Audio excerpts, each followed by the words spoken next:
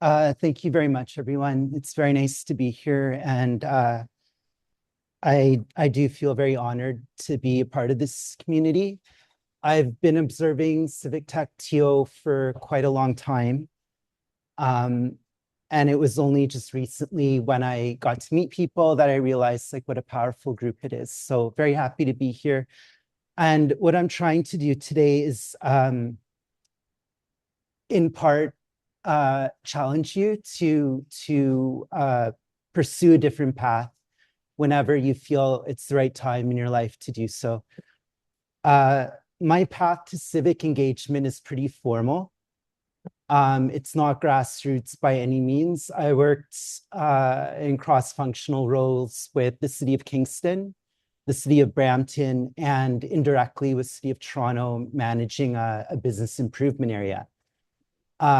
So what that means is I've worked with maybe 5 to 7 different municipal departments on a project. I've led international missions. I've wrote council reports. I've made sure that certain things happen so local governments works properly in the way it should. And I've also worked with the Federation of Canadian Municipalities. So in doing that, I have a perspective on the needs of the 2,000 cities across this country. They're not all as big as Toronto, and they don't always get the voice and recognition. And I also worked in international development projects that were very large, like they were well into the $50 million range, multiple country. And those projects were building up a local government capacity to match like entrepreneurial innovation to get developing countries to move and be more progressive than they were before.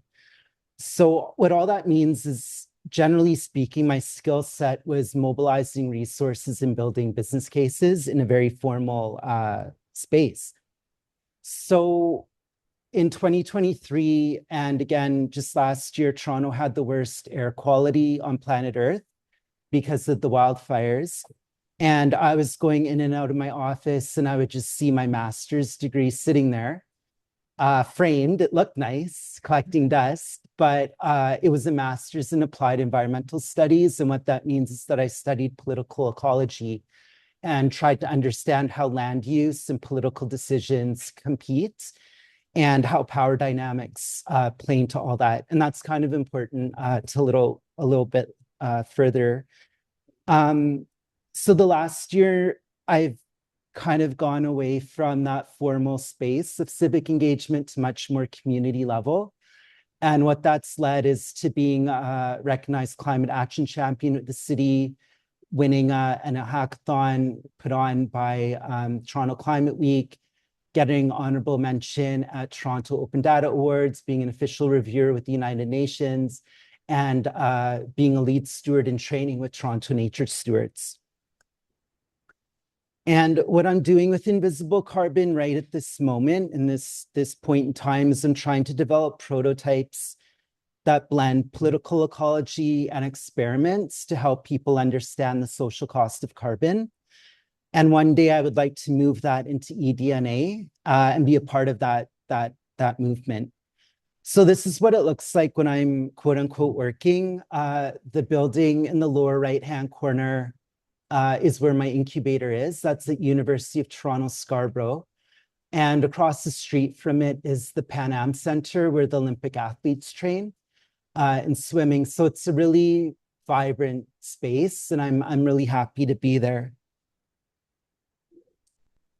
eDNA is a little complicated, but in a nutshell, what it is it's a way of collecting DNA data without having to be surveilling the species that you are trying to collect data on. You can collect data now through air, water, other remnants, and it has the DNA mappings of all the species that were in that location in a given amount of time. It will radicalize and change the way we look at planet Earth. It will radicalize and change conservation science. And when AI is plugged in with eDNA, there's like a brand new evolution for humanity. A lot of people think it's gonna I don't want to use this word, it's gonna like just get really big and gain its momentum and traction around the year 2030. But if you Google what people are doing with, or search what people are doing with eDNA right now, it's really fascinating. And as you study it, just think about what it means for the future. And what it means for me is forensics. And how does invisible carbon play into that to help certain communities collect the forensic evidence they need to hold certain parties accountable? Scarborough is like pretty much what's keeping me in Canada. I'll be candid with you. If Scarborough didn't exist, I would be somewhere else. The food is always amazing. People in Scarborough are just like so lovely and pleasant to be around. The biodiversity is unreal. Like this is just a park down the street from my house, but Scarborough is very much in the pathway of migrating birds. So spring is like a really amazing time. And that's what I'm doing with myself right now is I'm kind of just hunkering down in Scarborough and building up invisible carbon. And I wanted to ask you tonight something just to reflect on throughout the week is who has placed a wedge in your understanding of nature?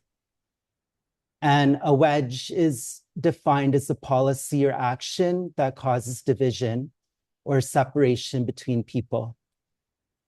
And that who could be a former professor, it could be friends, it could be a corporate manager that never bought into what you were trying to put forward.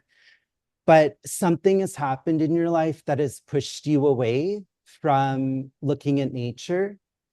And I'm also asking you, are you still carrying that wedge into the definitions, the data sets that you're accessing, the projects and the invitations for Civic Tech? Do you reach out to certain people or are you avoiding certain people with that wedge in between you and that person? And why do you keep still doing it to 2026? Sorry about the formatting. We had some issues with my slide, but what is causing you still to 2026 to carry that with you? So in case you don't know, in 2022, we actually have, as declared by the United Nations, a right to a healthy environment. So that's enshrining the right to healthy environment as a quote unquote human right. And are people that you have been hanging out with or you yourself mixing up computer programming with civic tech? And that's just me wearing my municipal hat that I would have worn in the past. When I look at maybe some of the historic examples of projects that people were working on. And are you in some way with that wedge, with your social network, somehow diluting nature's contribution to civic tech? It's probably a yes or no. And if it's a yes, I'm just asking you to maybe challenge yourself to figure out why and how and why it's been with you for this long. So the three projects I'm speaking about tonight are Scarborough Spice, Concrete Clarity, and Safe Passage. And the questions I was asking was relative to nature, can we secure payments from ecosystem services to augment volunteering for environmental stewardship? Do legacy concrete systems heat urban environments? And for the Toronto Data Open Data Awards, what were Toronto's top 311 calls? So first the Scarborough Spice, and the average volunteer in environmental stewardship is probably putting in 200 hours per year, if not more. Scarborough has 1,100 plant species, 200 bird species, and the city of Toronto acknowledges that its forest resource is estimated to be worth or valued at $7 billion. Also, women between the ages of 40 to 57 there's a large majority that don't have retirement savings. And there was an article just very recently that the majority of Canadians, sorry, not the majority, a substantial amount of Canadians are living paycheck to paycheck. So in this project, the data sets I'm looking at are trying to understand nature services and ecosystem services relative to biophysical nature accounting, trying to create a valuation of that, and then somehow working backwards with the waged hourly rate. And what I've come up with so far, I'm still pretty early stage, is that people are essentially providing $34 to $42 an hour through their maintenance or nurturing of ecosystem services. So I am trying my best to figure out how to propose this to someone to like invest or get it up and running away from a concept. Every year, as of last year, there will be Toronto Climate Week, and that might be something that some of you might be interested to participate in. The hackathon was pretty amazing. On the judging panel was Chris Hadfield, which is the astronaut who's been in outer space, and he zoomed in not from space but from his, his couch. But it was cool. And what this hackathon was is that you were to use a digital twin from the company called riskthinking.ai and propose through climate scenario modeling what your project or what your solution might be. And I found through my digital twin that Scarborough will face 59 days of extreme heat per year into the year of 2050. And you can imagine what that means for a lot of people, young children, emergency workers, like you name it, anyone who's outside, landscapers, like whole slews of people taking public transit. And with that finding, I also was proposing to the audience that all that commercial real estate that people built up in the 90s and early 2000, that is now just sitting vacant. Like there are no tenants. There has been a closed chapters in Scarborough that has remained empty for 1 year. But this is like 80 to 200,000 square feet of this very old-fashioned legacy concrete that's just sitting there. So when you have that solar radiation from a temperature scenario of extreme heat of 59 days, it's basically just bouncing off. The building is radiating the heat back down. That's heating up the parking lot. You're creating like a little mini oven. Plus the legacy concrete itself is creating all sorts of issues with heat if there's a lot of metal nearby, like parked cars. So anyways, the judges really liked it. And in that scenario, I was using digital twin simulation. I was going through commercial real estate, open data, public health secondary research, and then climate modeling, which is built into the risk thinking AI system.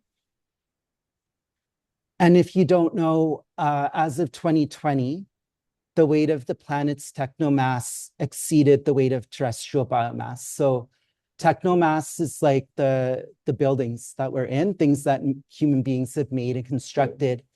And I just learned that very recently, even though it's from 2020. I just learned it last month from Alan Origanashi, just around the corner here at the Daniels School of Architecture. So that does tie back into what I was showing earlier, even though the timelines are mismatched. These vacant commercial spaces that litter all of the GTA, when you put it together, we're talking 2 to 3 million square feet of purely empty, unused commercial industrial. What happens when that is being hit with solar radiation? What happens when we have 49 or 59 days of extreme heat with that 2 million square feet of legacy concrete just basically sitting there unused? And then very recently, I received an honorable mention for my Toronto Open Data Award, and it was called Safe Passage. So I was looking through 311 service requests from Open Data, and on the side of the screen there, you can see a bit of what you would expect to receive from opening up the 311 Excel sheet. It's the service request location, creation date and time, the status, in progress, blah, blah, blah. And it turned out, because you can go back multiple years, it turned out year after year, the top calls were actually to remove injured or killed wildlife year after year after year. And I'm thinking, because of the Toronto Climate Week, how is that person supposed to jump out of their pickup truck when it's plus whatever, let's say plus 41 degrees Celsius in July, scrape up the dead animal, throw it in the back of the truck, go to some other random location, do that again. And they just keep doing that over and over. And I'm pretty sure their heart will give out at a point. And what that was looking at was like animal suffering, public safety risk, inefficient resource allocation. As taxpayers, we're paying for that repeated problem. And we're inheriting that reactive decision-making year after year. Maybe you shrug it off one day, 20 years of that, you're talking like tens of millions of dollars for that 311 dispatch and all the equipment that goes with it. And most importantly, the health of the responder. I was really concerned about that person. So this was conceptual. What I did was I made a map and I showed the committee concept that what if we plugged in warning signs in the 311 Google Maps? So just like how when you're driving and there's an accident, there's that little funny sign. Can we replicate that type of signaling for high wildlife areas, whether there's a lot of raccoons or deer or whatever it might be, or close to a park? So that's the drivers are aware, they slow down, and it avoids like that whole cycle of a 311 operator dispatching animal services, cleaning up the dead or injured animal. And then they just do it over and over, like 30,000 times in 3 years or something. My dolphin project is still in the works, but I really do want to focus on system harm. I have 3 things that I'm trying to do. Promote inclusion in civic tech, the way like I see civic tech, not trying to inherit someone else's version. Reduce social fragmentation so people feel connected, and to recognize the harm in the system. And that's pretty tiny, but what it's saying is it's a definition, it's human survivability. And scientists have historically identified that the theoretical limit for human survival, as the body can no longer shed heat through sweating at this threshold. Sorry, the little talking thing's in the way. I'll just move that. There we go. So scientists have historically identified 35 degrees Celsius or 95 degrees Fahrenheit, but recent research is actually showing that it's a danger as low as 30 degrees Celsius to 31 degrees Celsius, especially in humid conditions. So I've, in my dolphin project, like I've checked off the system harm. I know what I'm trying to rally around. And based on all my other projects, I know that, well, we have legacy infrastructure and in like just very old concrete in this city that's heating as a urban heat island. And we're moving in a way where eDNA will one day come into place. So my challenge with the dolphin project is, do I make something that allows people to better understand risk and harm? Or do I create something that allows people who are maybe marginalized to go after or be in a legal situation and strengthen their accountability, their power, in a situation where they feel very disenfranchised and removed and detached from the system that's hurting them. So I'm still figuring that one out, but it all kind of plays into all the other things that that I was looking at.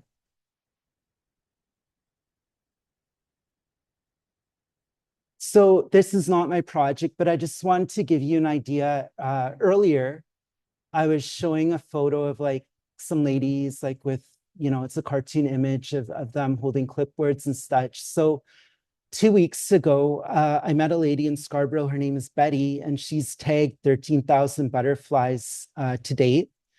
And she meets regularly with the Monarch Watch community at Rosetta McLean Garden. And that's the photo of it right there in the middle. It is a gorgeous park. It's probably one of the most beautiful parks here in the GTA. It's located in Scarborough.